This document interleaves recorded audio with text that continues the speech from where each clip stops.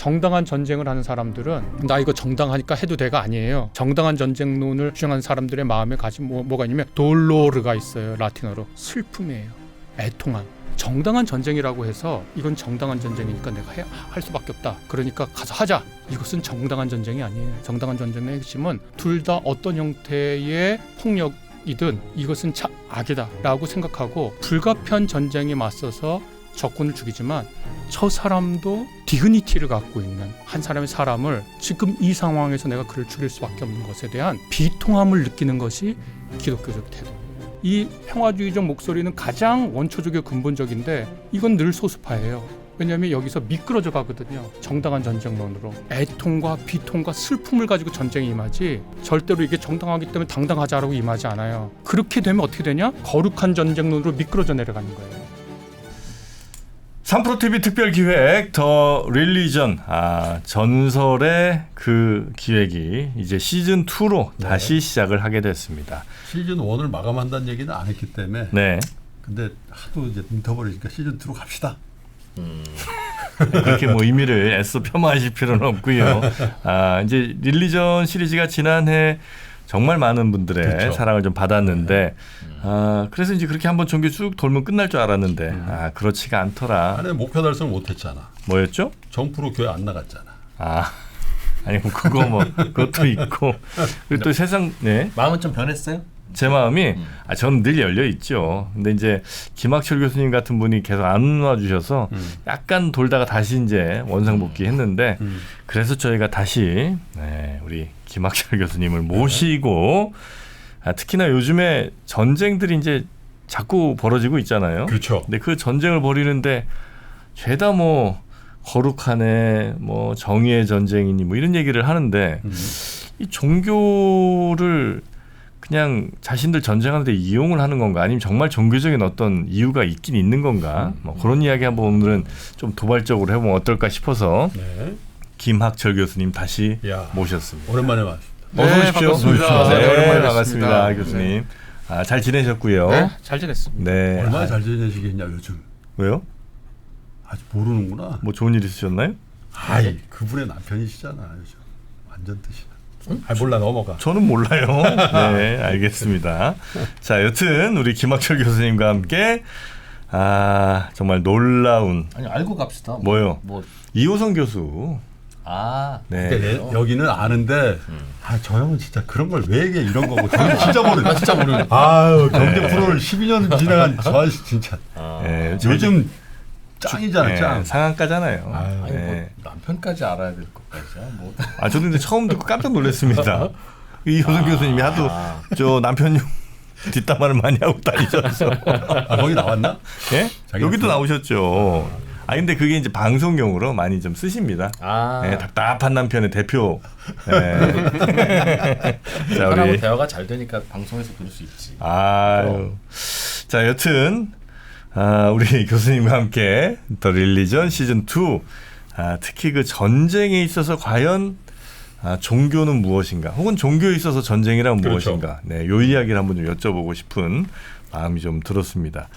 이미 뭐 종교 전쟁이란 전쟁도 있었고 종교를 명분으로 한 전쟁은 뭐 그 역사상 어마어마하게 있었던 것 같고 사실 거의 모든 전쟁이 다 종교 얘기했던 것 같기도 하고요.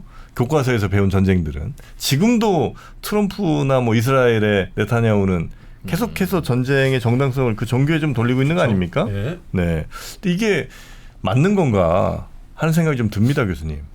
네, 뭐 말씀하셨다시피 전쟁하고 종교 인류 역사에서 뗄 수가 없습니다. 그게 종교가 원인이 되었던 아니면 전쟁의 종교를 자신의 정당성을 확보하기 위한 차원에서 활용했던 그 둘 간의 관계는 뗄 수 없는데 네. 20세기 초반 21세기에 많은 학자들이 종교가 사그라들어서 1917년 막스 베버와 같은 아주 유명한 사회학자는 세계가 탈주술화된다 그랬거든요. 주술화. 네, 그러니까 그분은 종교를 주술하고 조금 헷갈리는 용어를 쓰긴 했는데 중세는 완전히 종교의 세계고 우리 조선시대도 유교 성리학 종교의 세계잖아요. 근데 그것이 계몽주의 이후로 인간의 이성과 윤리가 발달하면 종교는 사적 영역의 일이 될 것이다. 음. 공적에서 어떤 영향을 발휘하기는 어려울 것이다. 왜? 세계가 마법에서 깨어나서 네. 이성의 세계로 오니까. 아. 이게 이제 탈주술화의 핵심적인 얘기고. 음. 21세기에 뭐 우리가 잘 아는 신무신론자들이라고 하는 분들, 뭐 리차드 도킨스를 비롯해서 여러분들이 역시 이성과 인간의 윤리가 발달하면 종교는 인간의 취미 활동처럼 될 것이다. 이렇게 예언을 했거든요. 네. 그런데 이 예언은 완전히 빗나갔습니다. 심지어 이제 신학자나 종교학자들도 20세기 중반까지만 해도 종교가 사라져갈 거라고 생각했거든요. 그런데 오히려 지금 나타난 현상은 뭐냐면 지구 남반구에서는 종교 인구가 늘고 있고 그건 뭐 부정할 수 없는 현실입니다. 통계로 그렇죠. 잡히고 있는 네. 거니까. 그 다음에 지금 벌어지고 있는 전쟁들, 러시아 우크라이나 전쟁, 또 미국과 이란과의 전쟁, 이스라엘이 속해 있는 이 전쟁, 이스라엘과 가자 팔레스타인 전쟁 모두 종교적 서사를 종교적 정당성을 사용하죠. 말을 바꾸면 뭐냐? 종교가 아직 사라지지 않은 거죠. 인류에게. 그리고 아마 사라질 가능성도 없어 보입니다. 만약에 이런 상태라면 그것이 긍정적인 의미든 부정적인 의미든. 그래서 우리는 비록 그 사람이 종교에 대해서 관심이 없고 자기가 무신론자라고 생각하더라도 종교라는 것이 무엇인지에 대한 기본적인 이해를 하고 있어야 된다. 이거를 종교 문해력이라고 말을 할 수 있는데 네. 우리가 종교 문맹 상태가 되면 종교적 수사가 어떻게 어떤 한 이데올로기 누군가의 이익에 봉사하는지를 가려내질 못해요. 그러니까 종교적 문해력을 갖추고 이 종교적 수사나 정당성을 사용해서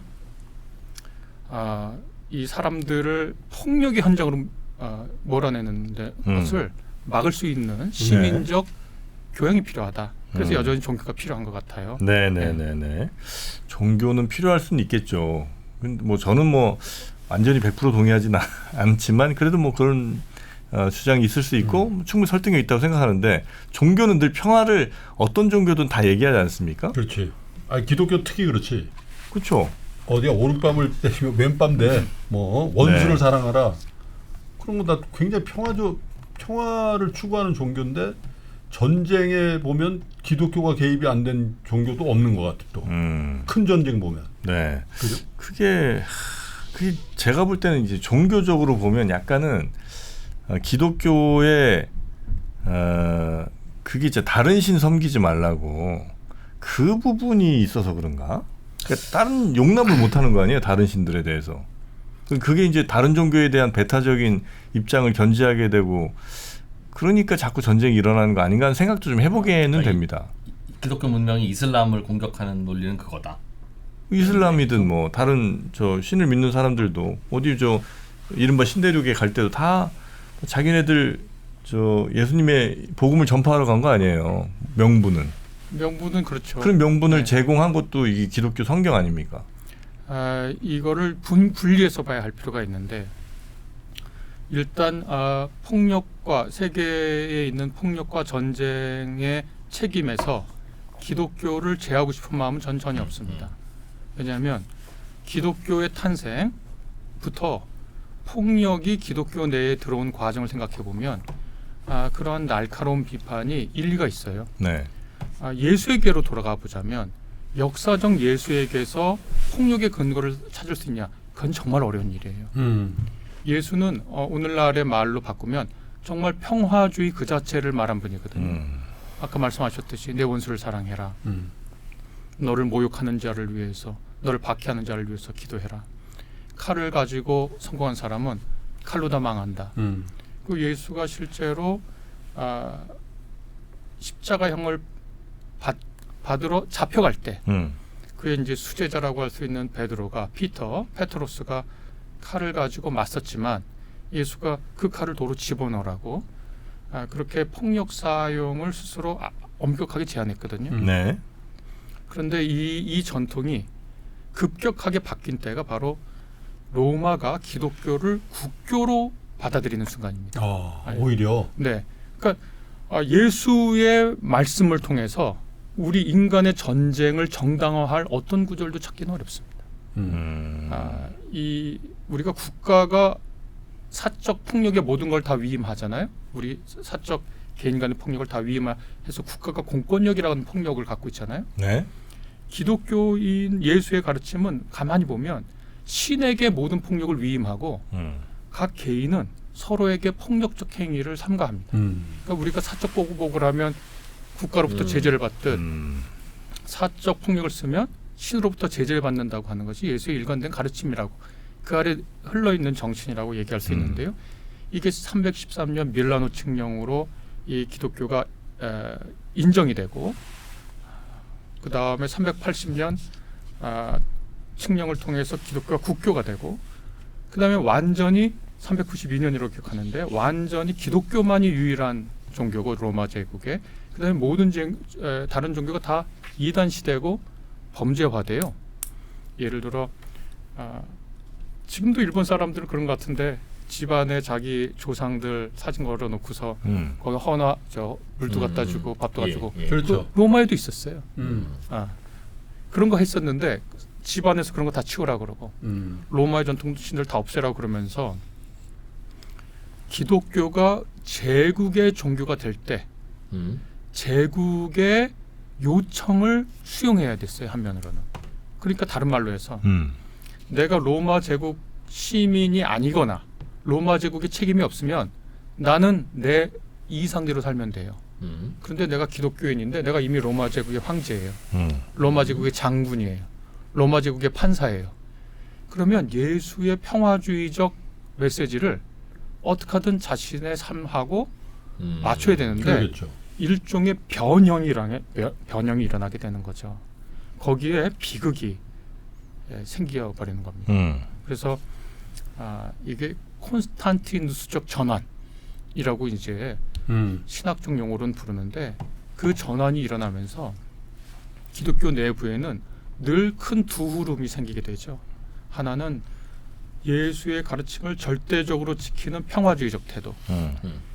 초기 3, 4세기까지 초기 기독교 작가 누구를 찾아봐도 칼을 들거나 군인으로 복무하는 것을 경영하거나 인정하는 문서를 단 하나도 찾을 수가 없습니다. 그때까지는 군 복무를 회피하고 그랬나 보죠. 네, 그러니까 이제 로마의 군인 모으는 방법도 시대마다 달라지거든요. 맨 처음에는 로마가 이 군대 가는 게 명예예요. 그래서 돈 있는 사람은 자기 무장해서 가고 그 다음에 제국이 커지니까 나중에 징집을 하게 되고 이런 것들이 이제 변하게 되거든요.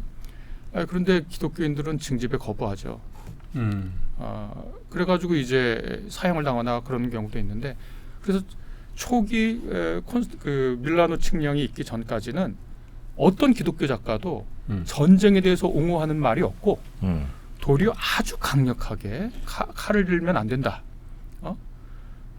칼을 드는 것은 그리스도에 대한 그리스도인의 신앙을 포기하는 거다. 그리스도인의 최고의 무기는 평화라는 값어치다. 그러면 전쟁 나면 어떻게 해요? 라고 물어보니까 남들은 무기로 싸울 때 너는 기도로 싸워라. 이렇게 하는 얘기들이 있어요. 지금도 그러잖아요. 유대인 하레디들. 제가 하레디 얘기 들어온 거 어떻게 제일 재밌는 게 하레디는 군대도 안 가잖아요. 유대인 하레디들. 그 울트라 옥소독스 여기 그러니까, 이렇게 이상한 헤어스타일. 모자 쓰고 다니고. 헤어스타일 여기 밀고. 네. 그 사람들 그 젊은이 하나 인터뷰한 게 너무 인상적인데 이스라엘 군인들 지나가면 이스라엘 젊은 군인들이 하레디들을 보고서 경멸의 눈빛을 보낸다는 거예요. 그럴 때마다 오히려 더 경멸의 눈빛을 보냈대요. 자기는 너희들은 그깟 무기 들고 싸운다고 하지만 나는 하나님께 기도함으로써 이스라엘을 지킨다 이렇게 했다는 거예요. 근데 그게 오늘날 하레디만의 생각이 아니라 거의 2000년 전에도 그런 사고 형식들이 있었던 거죠. 근데 그게 복음성가인지 찬송가인지 잘 모르겠는데 많이 흥얼거린 것 중에 전쟁은 하나님께 속한 것이니 뭐 이런 노래가 실제로 많이 불리잖아요. 네? 네. 전쟁은 우리에게 속한 것이 아니고 하나님께 속한 것이라고. 네. 그게 구절에 있잖아요, 성경 구절에. 네. 그런데 그 표현, 그 맥락이 어디서 나온 건지를 살펴봐야 되는데 그거는 여호와의 전쟁이라는 거거든요. 여호와의 전쟁은 지금 거룩한 전쟁론하고 비슷할 수 있습니다. 그러니까 초기 기독교 예수의 가르침에서 명확한 건 뭐냐면 이 폭력을 모두 신에게 위임하고 인간은 어떠한 폭력적 행위도 삼가고 그게 초기 3, 4세기까지 엄격하게 유지됐다. 그런데 그것이 밀라노 칙령, 콘스탄티노플 이런 나중에 나온 황제의 얘기, 그다음에 음. 제국의 종교가 됨으로써 완전히 달라지게 되죠. 그러니까 이게 기독교는 제국의 종교가 됨으로써 얻은 것도 있지만 잃은 것도 많습니다. 그래서 이 아주 이 평화주의의 전통에 서 있는 이 신학자들은 교회에 제일 되는 임무는 뭐냐? 교회가 되는 것이다. 그 말을 전쟁 상황으로 바꾸면 교회는 어떤 상황에서도 폭력을 용인하거나 그것을 승인하거나 지지해서는 안 된다. 이게 처음부터 끝까지 이어지는 일종의 평화주의적 전통이다. 그렇게 이제 얘기할 수 있겠어요. 그 반대는요? 그 반대는 거룩한 전쟁인데 네. 할 전쟁은 해야 된다. 그게 이제 정당한 전쟁론이라는 겁니다. 정당한. 예, 정당한 전쟁. 이 콘스탄티누스적 전환 이런 아까 거기를 조금 더 설명해드리면 이 사람들이 콘스탄티누스적 전환을 하려고 그러는데 너무 예수의 말이 거리끼잖아요. 예. 이걸 수용할 수 없잖아요. 그러니까 서방교회 같은 데는 지금도 온 세계 서방교회 가톨릭 프로테스탄트들이 일요일 아침마다 외우는 그 사도신경 보면 예수의 가르침에 싹 빠져 있어요. 예수가 어떻게 태어나고 어떻게 죽었고 어떻게 부활하고 어떻게 재림할 것이다라는 얘기만 있지 예수가 어떻게 가르쳐라 어떻게 평화를 실천해라는 말은 쏙 빠져 있어요. 그리고 4세기부터 기독교 군대가 드러나기 시작하고 그래서 이런 평화주의적 전통이 초기에 있었고 그것이 중세 내내 숨었다가 16세기 종교개혁 때 다시 드러나고 17세기 퀘이커 그 19, 20세기 평화주의적 운동으로 기독교 내에 면면이 거대한 전통으로 자리 잡고 있습니다. 평화주의가. 예, 평화주의가. 그래서 그 거룩한 전쟁을 말하기 전에 예수의 정신을 계속 연이어 지켜왔던 그 평화주의적 전통을 아주 강하게 말하지 않고서는 기독교의 전모를 해치는 것 같아요. 지금 교황께서 모든 전쟁은 나쁜 전쟁이다. 이게 정확하게 평화주의적 증언이거든요. 물론 이제 정당한 전쟁론 이것도 모든 전쟁은 악하다 이렇게 얘기하지만 그분이 아우구스티누스회 소속의 최초의 교황이라는 말도 있는데 뭐 여러 가지 얘기할 수 있지만 그 바로 아우구스티누스가 그 이 평화에 대한 굉장한 강조를 했습니다. 물론 정당한 전쟁론의 그 이론가이기도 했지만요. 그래서 이 중세 때 그 완전히 눌렸던 그 평화주의적 전통이 종교개혁할 때 제세례파라고 불리는 사람들이 자신들의 평화주의적 신념을 가지고 실천을 했거든요. 그랬더니 로마 캐톨릭한테도 살해를 당하고 루터파 칼뱅파한테도 프로테스탄트한테도 살해를 당했습니다. 프로테스탄트한테는 왜요? 아주 사실 간단합니다. 프로테스탄트도 정치적 권력이 없고서는 자신들의 신앙을 보호받을 수 있는 길이 없었거든요. 왜냐하면 로마 캐톨릭이랑 싸울 때 힘이 있어야 되니. 힘이 있어야 되니까 지역의 영주들하고 결부될 수밖에 없었던 거예요. 그런데 제세례파들은 아주 엄격한 정치와 종교의 분리를 말하면서 절대로 자신들은 그리스도인은 정의의 칼을 사용해서도 안 되고 이 사형 판결을 내려서도 안 된다. 그러니까 지금 우리 사형제도가 실질적으로 폐지국가잖아요. 사실 사형제도를 폐지한다고 하는 것은 굉장히 놀라운 발상이에요. 근데 이거 어디서 찾아볼 수 있냐면 올라가 보면 이 제세례파 16세기, 17세기 제세례파의 슐라이트하임 신앙 고백이라는 데가 있거든요. 그런 데서 나오는 발상이에요. 그러니까 우리가 뭐 아마 김대중 대통령 때 실질적인 사형 폐지국이 됐는데 그때 EU하고 무역 협정할 때 그 EU의 주요한 FTA 뭐 그 무역 협정의 주요한 구절 중에 하나가 사형제 폐지였었잖아요. 그게 들어가 있었어요. 네, 그게 들어있었던 저는 기억하거든요. 그게 유럽에 평화주의적 전통이 면면이 살아 있었다고 하는 일종의 신호예요. 그러니까 이게 기독교가 정당한 전쟁이나 론이나 아니면 거룩한 전쟁의 종족 수사가 많이 사용되기 때문에 기독교가 결국 유일신적인 종교고 그래서 이것이 다른 사람들을 배타하고 폭력으로 쉽게 이끌어가는 그런 종교 아니냐라는 우리가 인상을 받을 수 있어요. 네. 근데 제가 누누이 기독교의 본질에 대해서 강조하고 싶은 게 바로 이런 전통이 기독교 내에 면면이 있어서 오늘날까지 그게 미미하더라도 그런 전통이 있던 있었다. 거죠. 예. 아까 그 제세례파라고 그러셨나요? 네. 그거 좀 설명 좀 해주시면. 그러니까 이제 로마 캐톨릭이 유럽을 지배한 거는 시간과 공간을 장악한 거거든요. 시간은 교회 종류에 따라서 사람 일과를 만들고 마을의 또 중심에 교회와 광장을 둠으로써 공간을 장악하고 그다음에 어떻게 했냐면 행정 시스템이 오늘날처럼 중앙집권화되어 있지 않았잖아요. 그러니까 출생 신고를 어디서 했냐면 교회에서 했어요. 지금도 1991년인가 노르웨이는 그때까지 교회에서 했어요. 그리고 영국에서도 그 출생 신고 아주 19세기까지 중앙 집권이 확 되기까지는 다 출생 신고를 교회에서 했어요. 사망자 처리 명부도 교회에서 했어요. 그러니까 유아 세례를 줘가지고 교회 인원으로 받아들인 거예요.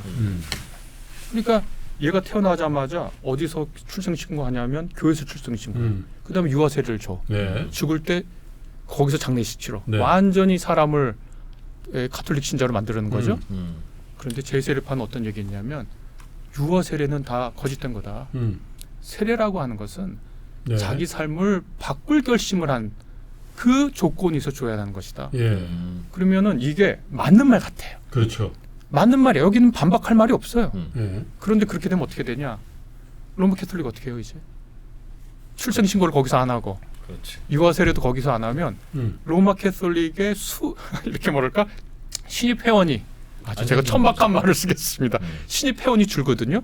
제세례파를 용인하게 되면 캐톨릭이 신입 회원을 받아들일 신입 신자를 받아들일 구조 자체를 없애는 거예요. 그러니까 우리가 종교에게 순수한 것을 요청하고 그것을 바래서 하지만 종교도 사회적 기구인 한 그의 생존과 그의 번영의 필요성을 계속 그 신앙하고 타협하는 와중에 있는 것 같아요. 그래서 제세례파는 그래서 다시 세례를 받아야 된다. 이거 세례 다 무효다. 이걸 주장했거든요. 그래서 어떻게 죽였냐? 아주 조롱하면서 죽였어요. 그러니까 이 펠릭스 만치라고 하는 한 사람은 제세례파인데 제세례 받아야 된다. 제세례 받아야 된다 그러니까 이 사람을 쉬리에서 호수에 던져서 익사형을 시키거든요. 그런 주장을 했다는 네, 이유로. 그건 이제 신학적 조롱이죠. 왜냐하면 제세례파들이 그냥 이렇게 간략하게 세례한 게 아니라 물에 세례를 파는 주고 세례를 줘요. 그래 한번 세례 내가 제대로 한번 해봐라 너 이렇게 식으로. 그러니까 정치 권력을 필요로 하는 루터교나 네. 지금도 독일에서 1% 지금 1% 좀 안 될 수 있는데 11조세를 걷잖아요. 11조세를 걷어가지고 하잖아요. 지금도 루터교는 공무원이잖아요. 거기서 공무원을 받고. 그러니까 정치 권력과 프로테스탄트도 붙어 있었고 가톨릭도 붙어 있었단 말이죠. 그러니까 이 제세례파는 그것 자체가 신앙을 오염시킨 거라고 끊어낸 거예요. 그러니까 평화주의적 전통을 지킬 수 있죠. 근데 국가 권력과 결부되는 한 호국 불교 같은 말이 나오는 겁니다. 제가 다른 종교 얘기하기 너무 미안한데 호국 불교는 사실 불교의 애매하죠. 살생을 금하라는 불교의 가르침하고 부딪히죠. 자인화교나 불교나 가장 핵심이 불상을생인데 불살생. 그런데 호국 불교라고 하는 거는 불교의 가장 원초적인 이념을 타협한 거잖아요. 제가 배반했다고는 얘기는 못하겠습니다. 되게 애매하겠다 진짜 그거. 기독교도 마찬가지거든요. 예수의 가장 핵심적인 가르침, 평화에 대한 가르침을 이 권력하고 같이 연결되게 되면 그런데 그것이 왜곡됩니다. 그러니까 이후에 평화주의적 전통을 지켰던 모든 기독교적 섹트 혹은 분파는 정치와의 분리를 굉장히 강하게 갖고 있습니다. 예외는 좀 있어요. 예를 들어 펜실베니아. 펜이라는 건 이름이거든요. 윌리엄 펜. 실바니아가 무슨 뜻이냐면 라틴어로 숲이 있는 땅이라는 뜻이에요. 그래서 펜이 갖고 있는 실베니아 숲이 있는 땅이거든요. 그런 뜻이에요. 펜실베니아. 그리고 필라델피아 형제 그런 거죠. 사랑한다. 아달포우스 하면 사랑하는 필라델피아. 그래서 그 학교에 보면 러브라고 이렇게 돼 있는 그게 아, 그런가요? 네, 러브. 예. 근데 LOV 이렇게 돼 있잖아. 조각상. 요 네네네. 17세기에 요 있던 사람은 이 윌리엄 펜 이 사람은 어떤 사람이 퀘이커라고 하는 사람이에요. 퀘이커교도? 예, 퀘이커도 17세기 네. 나왔던 이 퀘이커교는 우리나라도 있습니다. 우리나라에서 제일 유명한 퀘이커는 함석헌 선생이죠. 근데 한국 전쟁의 직후에 와가지고 퀘이커교도가 여기서 의료 선교하고 또 결핵 환자 치료하고 직업 훈련소 만들어서 장애인 사업하고 원주의 농촌 개발하고 그래서 이후에 장일순 선생의 한살림 운동이나 생명사상 운동이 토양되는 걸 퀘이커가 아, 했거든요. 거기 뭐 좀 팔고 그랬잖아요, 그죠? 네, 그거는 퀘이커도 여러 퀘이커 가지 오치 뭐 팔아요. 이래가지고 소금도 팔고 뭐 네. 있잖아요. 이분이 퀘이커 교도였는데 네. 이 당시에 그 찰스 2세 1680년 찰스 2세에게 그 아버지가 빚을 준 게 있어요. 근데 그것을 채무 변제를 펜실베니아 땅으로 받은 거예요. 그런데 거기서 아버지가 찰스한테 돈을 빌려줬는데 부친의 채무 변제 명목으로 제대로 받아버려. 받은 태양이 펜실베니아 물론 지금까지 계속 갖고 있었으면 어마어마했겠지만 그런데 아니 거기 가가지고 그러면 여기가 우리 찰스 2세께서 주신 땅이니까 너희들 다 물러나 이래야 될 거 아니에요 원주민들한테. 예. 근데 퀘이커는 그렇게 안 하죠. 어떻게 했냐면 가서 설명해서 샀어요. 평화조약을 맺어서 샀어요. 그리고 그 인디언하고 맺은 조약이 있는데 이 인디언이란 말이 조금 폄하의 말이 있지만 네. 근데 레나페족 이렇게 기억하는데 이 사람하고 사가지고 어떻게 하냐면 거기 있는 원주민이 우리 억울한 일 있으면 우리 법정에서 재판을 받는데 여기 새로 한 이주민 6명이면 여기도 6명이 원주민. 그리고 정말 70년 동안 이 사람 이 퀘이커가 펜실베니아 의회를 지배했던 1681년부터 1756년 동안 단 한 번도 전쟁이 없었습니다. 이때 영국의 모든 식민지는 원주민과 끊임없는 그렇겠죠. 전쟁을 벌일 때 단 한 건의 전쟁도 없었어요. 그러니까 이게 유일하게 정치 권력과 잡은 평화주의적 세력이 성공한. 그래서 필라델피아를 사랑의 도시라고 그러구나. 네, 필라델피아 필은 사랑이란 뜻이거든요. 아델포스에서는 네. 형제고 펜실베니아는 펜네 실바니아. 지금은 뭐 펜타닐의 도시야 되는데. 그래서 펜타닐의 수도예요, 거기가. 모르고 싶습니다. 이게 그래서 이 결국은 근데 이 펜실베니아의 퀘이커들도 프렌치 인디언 전쟁이 1756년 일어났을 때 도저히 자신들이 이걸 막을 수 없는 거예요. 그래서 어떻게 하냐면 분리 전략을 택한 거죠. 대거 일제히 사임을 해버립니다. 거기에. 그러니까 이제부터는 폭력을 걷잡을 수 없죠. 아시다시피 인디언들 그 원주민들이 학자들에 따르면 500만 명에서 1,500만 명 정도 죽었다 그러잖아요. 아니 근데 그 사임을 하는 그 행위 있잖아요. 네네. 왜냐하면 이제 우리가 독재 국가나 막 그 포갑적인 정권에서 기독교가 막 저항하잖아요. 막 뭐 시위도 하고 또 뭐 점거도 하고 막 그런 경우도 많이 있었잖아요, 옛날에. 네. 그래서 그런 평화주의자의 전통에 하면 그것도 안 된다라고 그래가지고 아예 그렇게 예를 들면 뭐 예수님 시절에도 가이사의 것은 가이사의 것이다 이렇게 했듯이 그런 저항 자체도 거부했다라는 그런 얘기도 하더라고요. 네. 그래가지고 네. 중남미, 그러니까 제세력파들이 네. 홀란드 갔다가 뭐 스위스 갔다가 돌아다니고 중남미 많이 갔습니다. 그래서 제가 재밌는 다큐멘터리가 하나 있는데 중세 독일어를 연구하기 가장 좋은 곳 중에 하나가 중남미 어디였어요. 왜냐하면 그 당시에 이 독일인들 대거 중남미로 이주를 간 거예요. 아르헨티나 아니에요? 아르헨티나보다 위쪽이었던 것 그런가? 같아요. 근데 거기는 그 당시 포르투갈어나 이 스페인어 안 배우고 네. 그냥 자기네들 중세 독일어 쓴 거예요. 그래서 중세 독일어가 고스란히 남아 있는 죠. 그러니까 평화주의를 가지고 이 세상에서 살려고 하니까 특별히 정치 권력하고 이게 섞이게 되면 자신들의 신앙을 지킬 수가 없거든요. 그러니까 대거 후퇴를 하게 되는데 거의 유일하게 정치 권력을 쥐고 평화주의적 전략을 했던 게 아마 윌리엄 펜의 퀘이커 교도들 그런 건 아니었나. 그러나 아까 말씀하신 거하고는 조금 달리 뭐랄까 그 시민권을 위한 투쟁에 네. 그러니까 정의를 위한 투쟁, 평화를 위한 투쟁에 이 평화주의적 이념은 굉장히 큰 힘을 제공했죠. 뭐 간디의 사티아그라하, 제가 전에도 여기 나와서 말씀드린 것 같은데 그 톨스토이의 글을 읽고 간디가 거기에 대한 비폭력 무저항의 아이디어를 얻었는데 그게 예수의 산상순이었다 말씀드린 것 같고 또 마틴 루터 킹 주니어 목사의 시민권 운동, 또 동유럽 체제 붕괴, 그다음에 남아프리카 공화국의 아파르트헤이트 종식 이런 것들에 계속 그 평화주의적 그 뭐랄까 아이디어, 이상주의 이런 목소리들이 누군가는 그게 너무 이상주의고 철없고 허황된 얘기라고 그러지만 그런 목소리들이 없으면 실제로 인간이 무엇을 성취해낼 수 있는지 인간 안에 있는 이 고귀함이라고 하는 것이 어떻게 보존되고 그것이 용기 있게 나갈 수 있는지를 없애는 거거든요. 그러니까 이상은 비현실적이라고 해서 저거 비현실적인 것이야 라고 쉽게 돌아설 것이 아니라 그 비현실적인 것이라고 보이는 것 앞에 그리고 그것을 계속 증언하고 그것을 계속 실천하고 그걸 위해서 목숨을 내놨던 사람들의 말들을 절절히 들어가며 인류가 그 앞에 서 있어야 되거든요.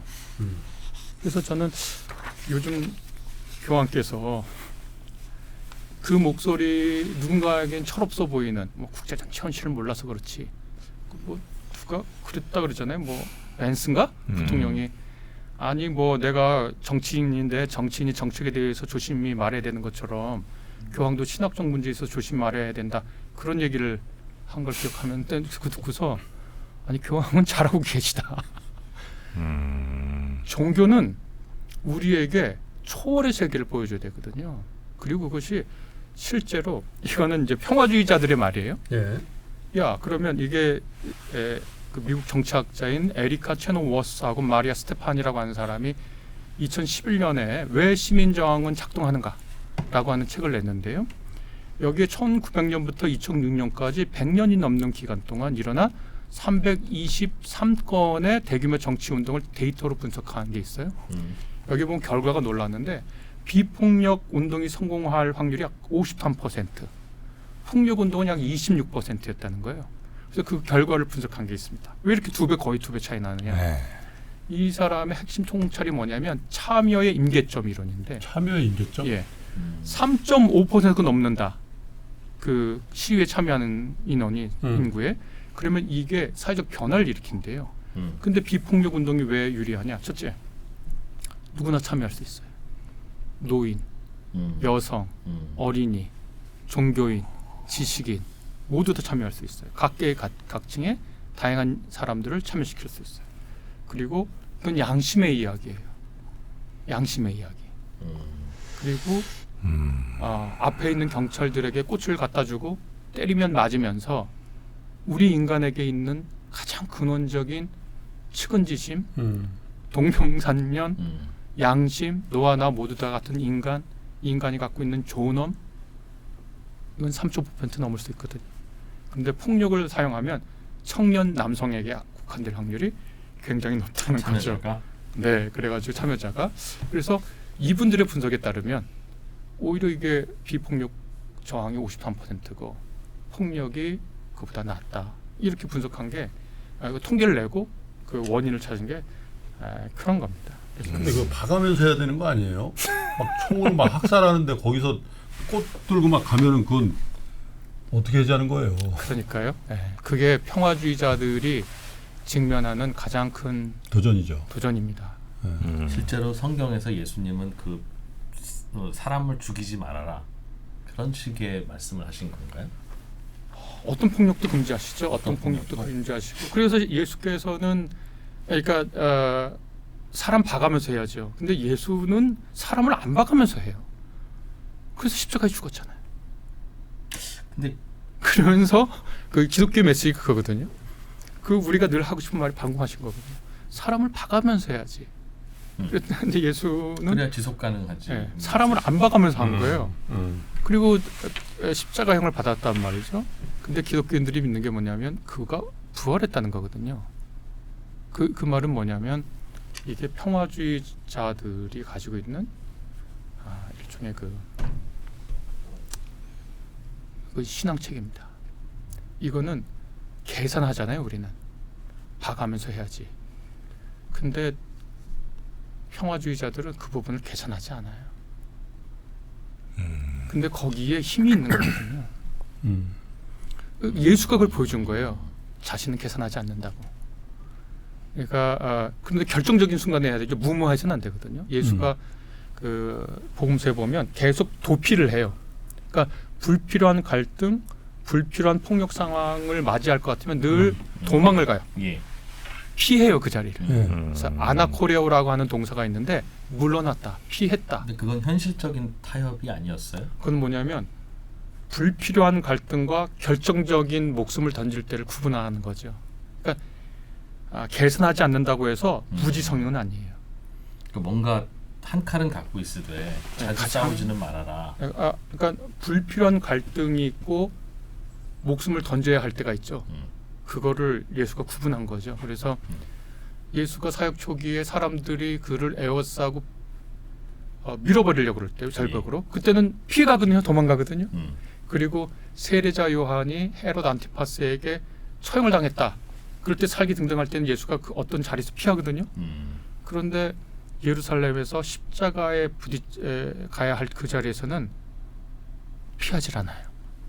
그러니까 죽을 자리하고 피할 자리를 계산을 그거는 이제 지혜를 발휘하는 거죠. 하시고 싶은 거 하세요. 아니, 그거 피한 거 아니라 그냥 체포된 거 아닙니까? 라는 질문 하고 싶잖아요. 네, 뭐 그거 포함해서 그러니까 평화주의적인 쪽이 있고 그다음에 이제 전쟁의 뭐 예를 들면 지금 전쟁의 주제라면 정당성을 이제 주장하는 쪽이 있고 그런데 이 평화주의자라는 사람들이 조금 이제 과하게 말씀드리면 되게 비겁하거나 걸려들었어. 예, 되게 비겁하거나 아니면 그들이야말로 진짜 더 계산적인 행동들을 하는 건 아닌가. 예를 왜? 들면 그러니까 예를 들어 우리나라에서 뭐 행정력이 어느 정도 공권력이 그래도 누군가를 막 이렇게 유해를 가해서 이 정도는 아닌 상황에서는 이제 평화적으로 이제 잘 하고 정말 무서운 데서는 그냥 이렇게 도망 다니시고 근데 그 상황에서도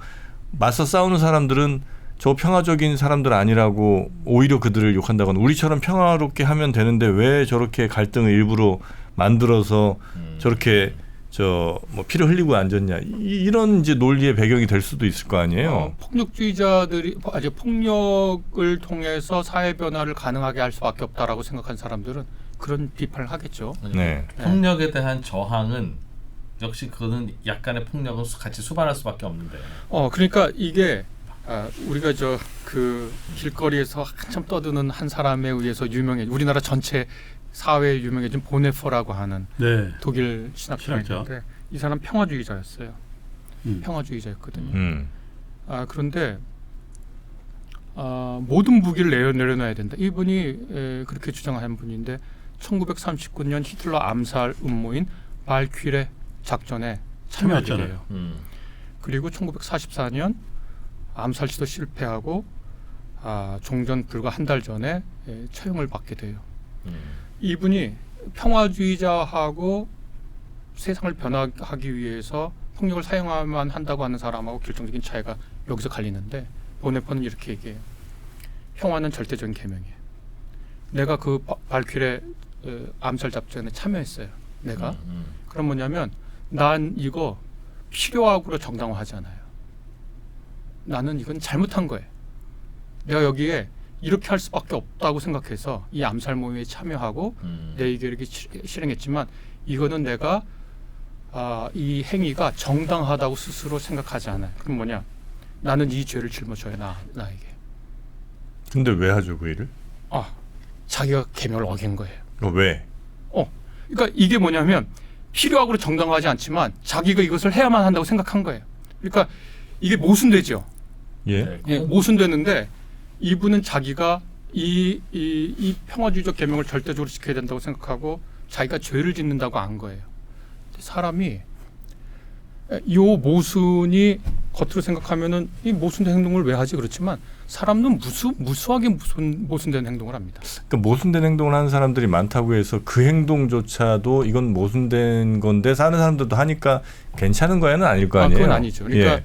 이분은 자기의 그러니까 예를 들어 다른 분도 아니고 그분은 굉장히 종교적으로 매우 신실한 사람이었던 것 맞아요. 같은데. 네, 맞아요.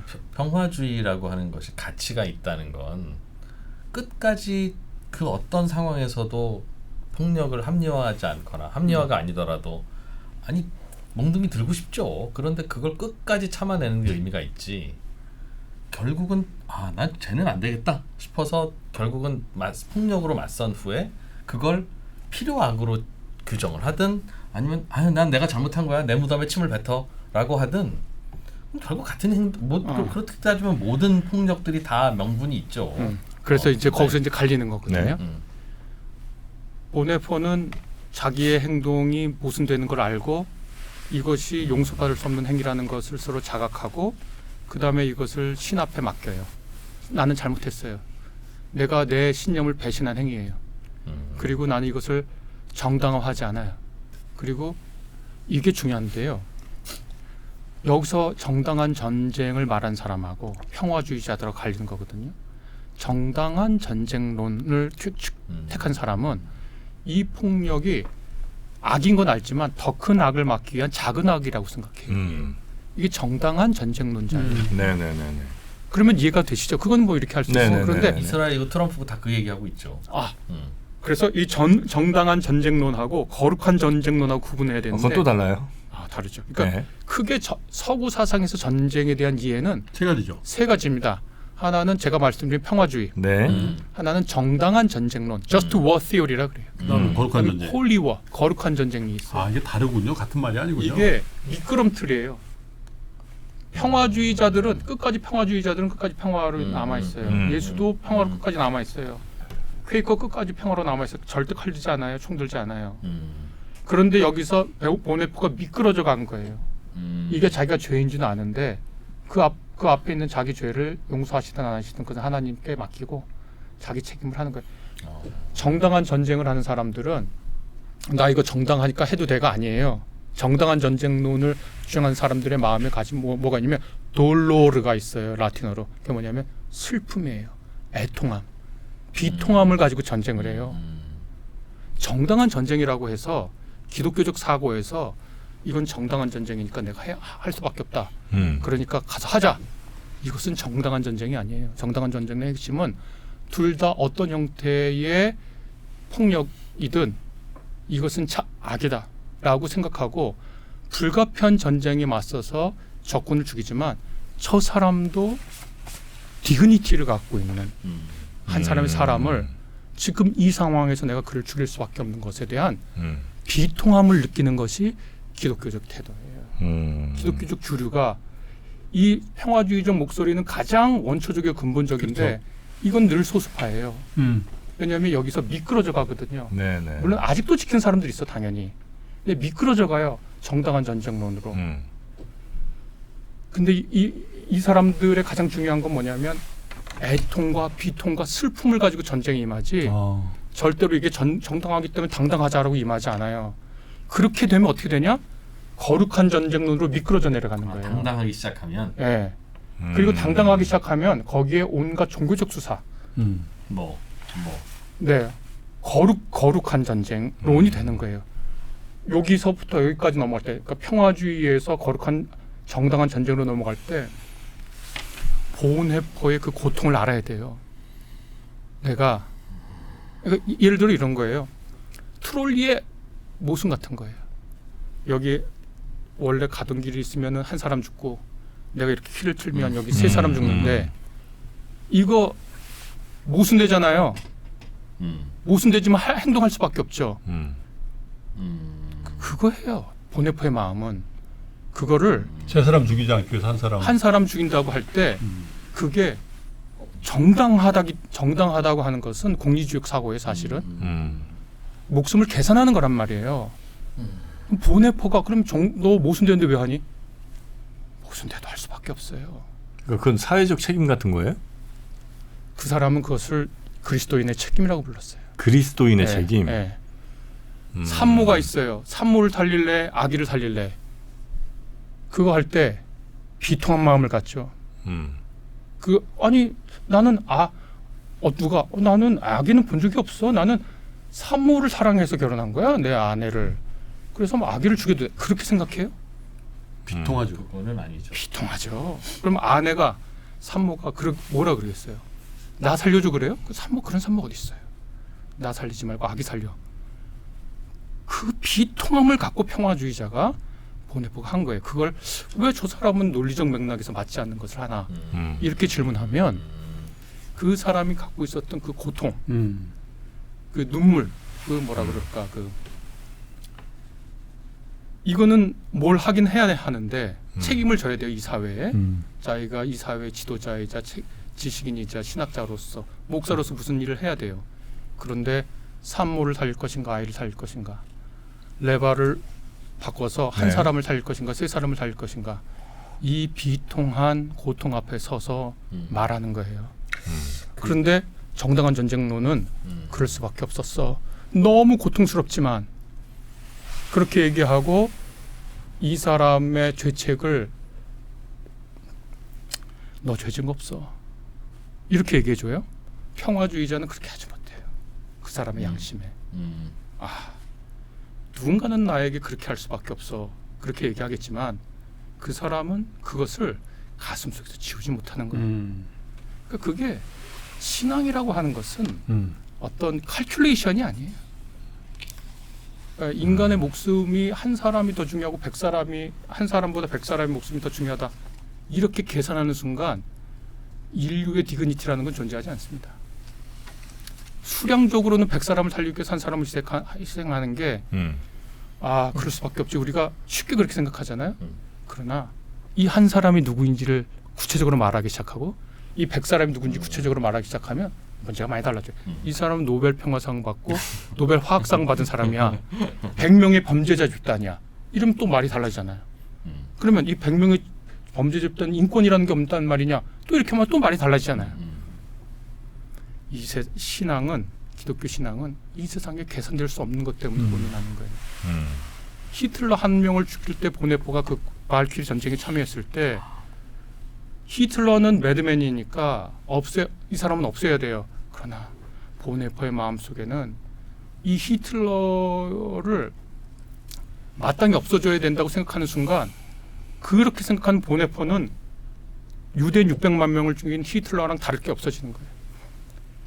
그거를 인간과 인간에 대한 사랑과 인간의 존엄을 생각하는 게 신앙적 생각이에요. 그게 기독교. 그러니까 종교가 없으면 평화주의가 없으면 우리가 이런 사고를 하지 못해요. 이건 되게 귀한 전통이에요. 그 조금 도발적으로 여쭤보면 그럼 지금 이스라엘이 이란을 공격하는 그 역시도 똑같은 심정일 수는 없을까요? 이스라엘은 평화주의를 버린 거죠. 이스라엘은 평화를 할 수가 없어요. 그 사람들은 이스라엘이 이란을 집단으로 공격하는 순간 이미 이 새 전통이 있다 그러면 평화주의는 아닌 거예요. 미국이나 이란이나 이 세상의 어느 국가도 평화주의를 채택하는 국가는 존재할 수 없어요. 국가는 자위권을 가지고 있으니까. 모든 국가가? 모든 국가는 폭력을 평화주의를 위험받았잖아요. 네, 평화주의를 택하고 있을 수 있는 국가는 거의 없습니다. 뭐 저기 안도라? 유럽의 안도라는 뭐 군대도 없고 경찰도 없다면서요. 옆에서 지켜주기로 협정을 맺어가지고 뭐 그럴 수는 있을지 몰라도 평화주의를 국가의 이념으로 채택할 수 있는 정치 체제는 존재하지 않습니다. 그럼 채택할 수 있는 게 뭐냐면 정당한 전쟁론이라는 거예요. 네. 이거의 사실 시효는 어디냐면 키케로입니다. 키케로라고 하는 사람, 마르쿠스 툴리우스 키케로라고 하는 사람은 기원전 106년에서 43년까지 산 사람인데 이 사람이 로마의 대문호죠. 철학자이자 정치가고 스토아 철학자인데 네. 이 사람이 라틴어를 풍성하게 한 사람이군요. 그리스어를 번역하면서 라틴어를 많이 만들었어요. 그리스어는 풍부하고 라틴어는 형편없으니까 그리스 문헌을 번역하면서 했는데 이 사람이 그의 의무론이라고 하는 책에서 네. 정당한 전쟁이라는 게 있다. 첫 번째는 뭐냐면 공개적으로 선전포고를 해야 돼요. 그러니까 선전포고할 때 권위 있는 주체가 선전포고해야 돼요. 로마는 전쟁 전에 페티알리스 사제단이 공식적으로 선포해요. 그 어떤 종교 집단이 선포를 해요. 그 다음에 정당한 사유가 있어야 돼요. 정당한 사유는 뭐냐? 적들에게 과오가 있어야 돼요. 그게 두 번째고 세 번째로는 정당한 방식으로 수행돼야 돼요. 정당한 방식으로. 그러니까 많이 얘기하겠지만 비례성의 법칙. 응? 그리고 비례성의 법칙이라는 건 뭐냐? 한 대 맞으면 한 대 정도 때린다. 한 대 맞으면 한 대 때리. 그리고 저기 숨어 있는 것 같은데, 야 저기다가 핵을 날려. 적 한 명 숨어 있는데. 그러니까 제가 미국 안 갈 각오로 여러 차례에서 여러 얘기하는데 이란 문명을 없애버리겠다? 그거는 정확하게 전쟁 범죄입니다. 전쟁 범죄고 비례성 원칙에 어긋나는 거예요. 오늘날의 정당한 전쟁 이론이 전쟁에 관한 모든 서양 세계의 핵심 사상이거든요. 정당한 전쟁론이 키케로, 아우구스티누스, 토마스 아퀴나스, 그로티우스, 그 다음에 국제 인도법 이르는 모든 그 법적 체계가 정당한 전쟁 이론에 있어요.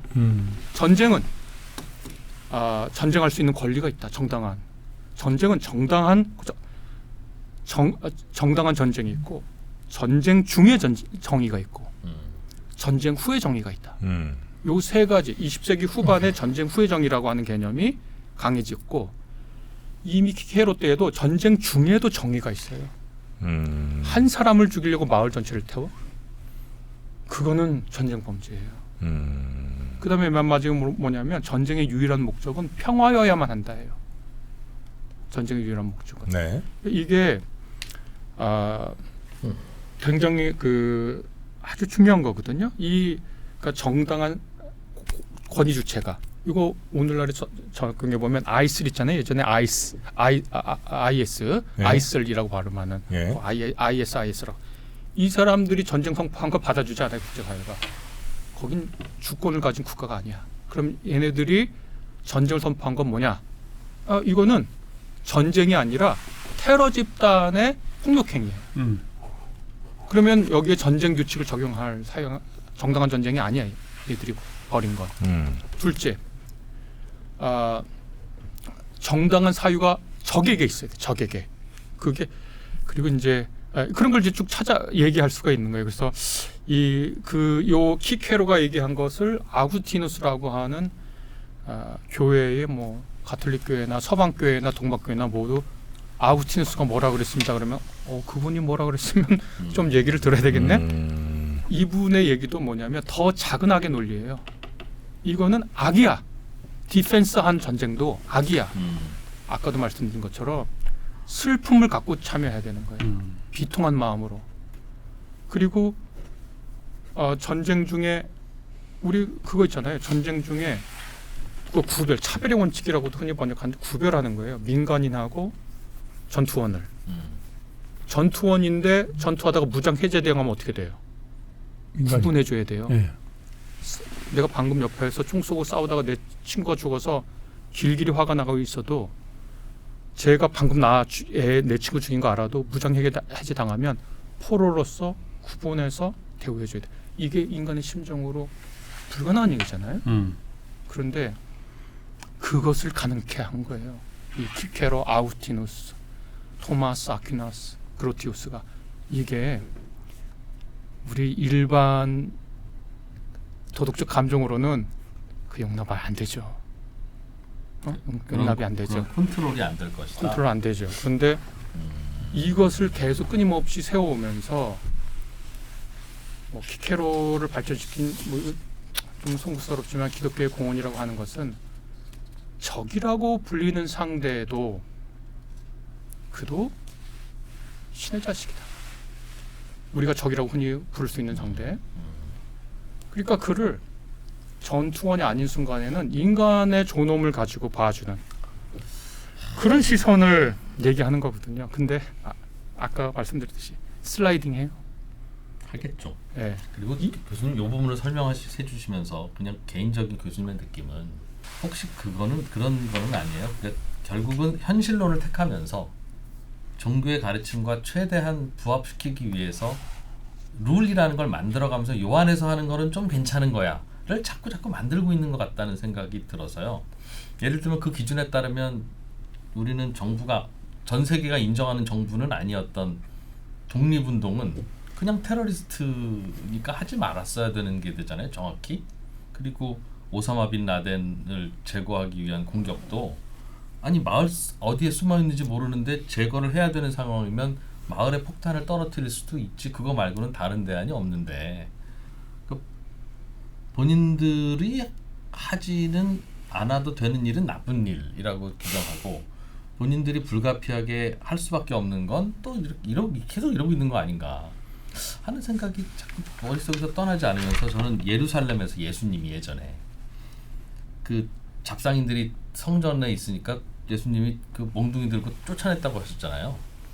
그 폭력이 그럼 이 평화주의의 시선에서는 그럼 어떻게 그게 정당화되는 거냐? 그거 굉장히 절묘한 질문이거든요. 그래서 다양한 그런 굉장히 고민했어요. 성사학자들이 이거 예수께서 어떤 폭력도 쓰지 말라 그러면서 스스로 그런 폭력을 쓰신 거 아니냐 고민하다가 여러 이제 대답 중이 있는데 그 중에 하나가 뭐냐면 소개해드리고 싶은 대답 중에 하나가 뭐냐면 퍼포먼스라는 거예요. 퍼포먼스. 그러니까 상징적 행동이라는 거예요.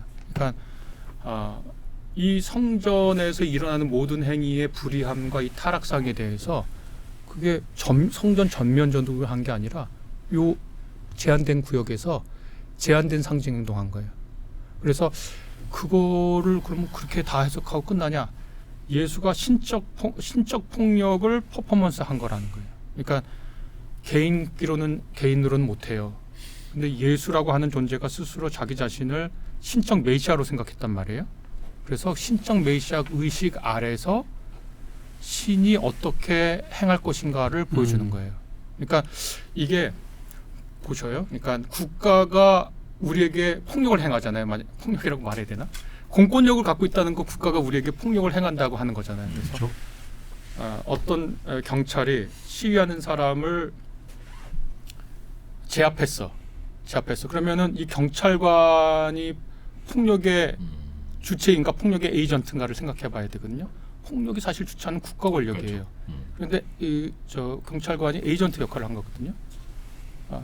그런 방식으로 이해를 하는 거거든요. 예수의 이야기를. 그리고 그게 여러 번 걸쳐 나왔으면 예수는 언행일치하지 않네. 표리부동이야. 이렇게 얘기하겠지만 딱 거기서 그 행동 제한되게 하고 그것이 어떻게 상징적인 그 전날 뭐 얘기하죠. 제자들이 하도 막 말도 안 듣고 막 속상하게 가서 잠을 못 주셨거나 북한 일이 있으셨거나 그런 건 아니라는 거죠. 아니 그러니까 그랬을 수 있는데 왜 웃어? 아니 그냥 인간 예수가 좀 젊은 혈기에 실수했네. 그러나 그렇게도 우리는 생각할 수 그러지 있겠죠. 맙시다라고 네. 하면 오히려 더 설득이 아니 있을 그래서 것 같아요. 그래도 거기서부터 있을 수 있겠죠. 거룩한 전쟁론이 나온 거 아니에요? 거룩한 전쟁론은 예수의 이야기를 하고서 하는 게 없습니다. 예수의 이야기를 네. 꺼내놓고서 거룩한 전쟁을 하는 건 없고 그냥 종교적 수사와 종교적 구조를 이용합니다. 종교적 수사와 종교적 구조를 이용하는 것이 그 맨날 그 성전이라고 막 얘기하는 사람들 보면 그 십자군, 십자가 상징을 내밀고 막 그러잖아요. 그냥 이 문제를 이 중동 전쟁도 그렇고 가자 지구도 그렇고 또 지금 우크라이나 러시아 전쟁도 그렇고 뭔가 그 시각으로 한번 검증을 해봐야 될 때가 된 것 같아. 네? 시각에 따라 참 다르겠죠. 그러니까 다를 텐데 그 아까 이스라엘 전쟁을 언급한 이유가 그들의 명분은 저 이란 핵 그대로 두면 저거 가지고 수백만 명이 죽을 수도 있는데 지금 우리가 가서 한 수만 명 정도의 희생으로 적절하게 제어하는 게 훨씬 더 많은 사람 살리는 길이다. 제한된 지역이라. 자기네들 핵은 어떡하죠? 이건 그러니까 이제 자기네들은 착하니까 가지고 있어도 통제할 수 있고 정당한 예. 핵이고 그러니까 그게 그래서 아니 그 공격받는 나라는 핵이 없어. 공격받는 하물며. 이란은 없으니까 네. 공격받는 입장에서 보면 정당한 전쟁이 아니죠. 왜냐하면 네. 자기들은 제정신이고 합리적이고 평화를 지향해서 핵을 가지고 있고 우리는 정치 나갔고 종교적 광신주의자고 남을 침략하는 핵을 쏠 수 있으니까 우리는 가져도 안 되고 그런 논리잖아요. 이란 측에서 보면. 그러니까 누구 눈엔 정당하고 누구 눈엔 정당하지 않으면 지금 미국 이스라엘 대 이란 전쟁을 정당한 전쟁으로 보고 있는 사람들은 누구일까를 물어보고 전 세계적으로 이상하죠. 네, 누구인가를 물어보면 어느 정도 답의 윤곽이 잡히지 않을까요? 바로 그 이상한 그 지점을 예전에 예루살렘에서 예수님이 하셨던 그 액션과 똑같이 되면 그 안에 장사하러 온 사람들이 다 자기가 먹고 살기 위해서 하는 거지. 뭐 그렇게 생각하면 또 마찬가지로 다 그 판단을 누가 왜 하시지? 라고 하는 게 되잖아요. 이 나쁜 사람이라는 단죄를 지금 이스라엘은 이란이 나쁘니까 너희들은 그거 하면 안 되라고 단죄하는 게 매우 모순적이고 폭력적이고 앞뒤 안 맞는다는 거라면 그 모든 폭력이 다 그런 면을 갖고 있다. 그 판단을 누가 하냐. 그래서 제가 아까 말씀드린 16세기 르네상스 인문주의자 예. 지금도 유럽에서 가장 유명한 지식인으로 추앙받고 있는 에레스무스가 아주 신랄하게 지적했습니다. 거의 모든 전쟁 당사자는 자기 전쟁을 정당한 사유라고 정당할 수 있다. 그렇겠죠. 예. 그렇게 얘기를 해요. 그럴 것 같아요. 그런데 오늘은 충분했으니까 아마 다음 시간에 제가 이래서 정당한 전쟁이랑 거룩한 전쟁은 차이가 있구나. 근데 구조적 유효, 슬라이딩 해가는 게 있거든요. 그러니까 자연스럽게 미끄러져가요. 제가 평화주의하고 정당한 전쟁 사이에 이렇게 슬라이딩 해간다 그러잖아요. 네. 자연스럽게 가잖아요.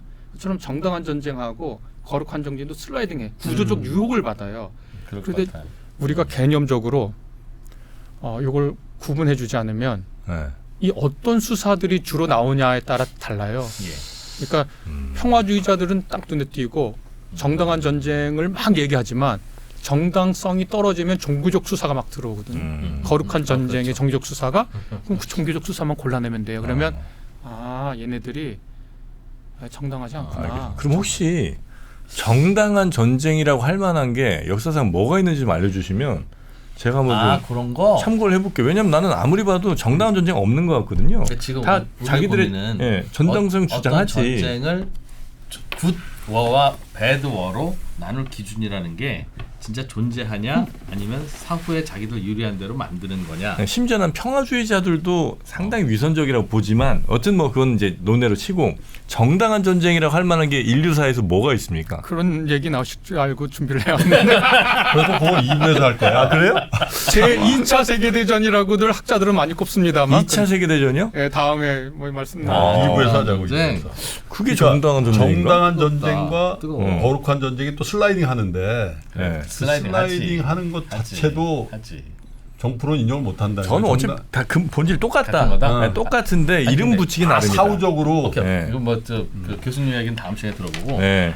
그 평화주의자는 왜 또 위선적이라고 생각합니까? 평화주의자들 그 거기까지 시비를 걸어. 이 평화주의자들은 자기는 무척이나 착해 보이고 싶고 나쁜 일은 본인의 손에 묻히고 싶지 않은데 인간 삶이라는 게 무조건 나쁜 일은 누군가는 다 묻혀야 되는 건데 본인은 묻히기 싫은 거야. 그러니 왜 저길 보고 얘기를 해? 왜? 왜 아니. 그걸 보고 얘기하냐고. 묻히고 싶지 않은 거예요. 여기 묻히고 싶지 않은 사람이야. 네. 그러니 나는 고고하게 나는 평화주의자야. 나는 그런 짓 못해. 그건 하느님의 뜻이 아니야라고 얘기하지만 결국 다만 누군가는 그 일을 해야 되는 걸. 그 폭력이 유지하는 사회 질서의 수능 그 혜택은 받으면서. 그렇지. 저는 이제 그렇게 본다는 건데. 그래서 그거를 예. 슬라이딩이라는 관점에서 2부에서 알아보자고. 그러실래요? 알겠습니다. 2부에서. 또, 야, 이거 과격한데? 처음에 딱 보니까 약간 기대했던 바가 아닌 듯한 표정이 나오더라고. 내가 살짝 봤거든. 아, 그러셨어요? 근데 보니까 어느 순간 보니까 이거 잘 잡혔어, 이거. 근데 그거를 다 그 정프로 얘기처럼 네. 그분이 모호하다는 이유로 안 해버리면. 다 한솥밥에 넣어버리면 이거 오늘 근본적인 게 전쟁을 없앨 수 있습니다. 없앱시다 뭐 이런 이야기라기보다는 인간이라고 하는 존엄한 존재였으면 좋겠는 그 존재가 존엄을 향해서 조금이라도 노력하는 이 방향이라는 건 그럼 이 전쟁이라고 하는 이 상황, 폭력이라고 하는 이 상황에서 그럼 뭘 어떻게 해야 좀 더 존엄해지고 어떻게 해줘야 더 인간적일 것이냐라고 하는 거에 대해서 뭐 구분도 정해지고 단계도 만들어지고 해야 한 단계라도 올라가려고 하는 노력이지. 그 다 똑같습니다라고 하면 네. 저희는 모르겠습니다. 아들내미들 2번 대학 이제 시도하더니 많이 종교적이 됐다. 아 그래요? 많이 종교적됐어. 기도 좀 많이 거의 하세요. 귀한 것 같아. 기도 빨리 부족해. 자, 그러면 저희는 우리 김학철 예. 교수님과 함께 이어지는 다음 시간에 무척 뜨거워질 것 같은데 거룩한 말이지요. 전쟁과 오늘 알의 전쟁들에 대한 주제로 2부에서 네. 다시 뵙겠습니다. 입으로 돌아옵니다.